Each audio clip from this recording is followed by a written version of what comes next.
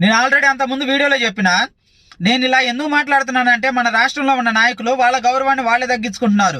వాళ్ళు మన రాష్ట్రాన్ని దోచుకునే విధానాన్ని బట్టి, వాళ్ళు మన రాష్ట్రంలో మాట్లాడుతున్న మాటలను బట్టి ఈ రకంగా మాట్లాడాల్సి వస్తుంది, పెద్ద చిన్న గౌరవం లేకుండా. ఎందుకంటే వాళ్ళు కరెక్ట్గా ప్రవర్తించట్లేదు. సీఎం కాడి నుంచి మంత్రుల దాకా, ఎమ్మెల్యేల దాకా ఎవడు కూడా సక్రమంగా లేడు, అది ఏ పార్టీ అయినా సరే. ఇంకా విషయానికి వస్తే సీఎం ఏం మాట్లాడుతున్నా అంటే, ఏం తమాషాలు చేస్తున్నారా అని మాట్లాడుతుండు.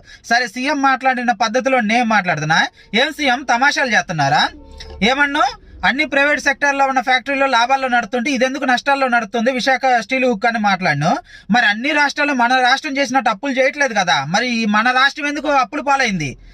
అనుభవం ఉన్న నాయకుడివి కదా, మరి మన రాష్ట్రం ఎందుకు అప్పులు పాలైంది? అంటే మీరైతే ఏమైనా మాట్లాడొచ్చు, కానీ ప్రజలు మిమ్మల్ని క్వశ్చన్ చేయకూడదు. ఏదన్నా అడిగితేనేమో కేసులు పెడతాం, బొక్కలో వేస్తాం అంటారు. నువ్వు బొక్కలో పోయినప్పుడు నీకెంత బాధ వేసిందో, అలాగనే ప్రజలు వాళ్ళ హక్కులను అడుగుతున్నప్పుడు వాళ్ళని బొక్కలు ఎత్తా అంతే బాధ వేసింది కదా. ఇది ఎందుకు తెలియట్లేదు నీకు?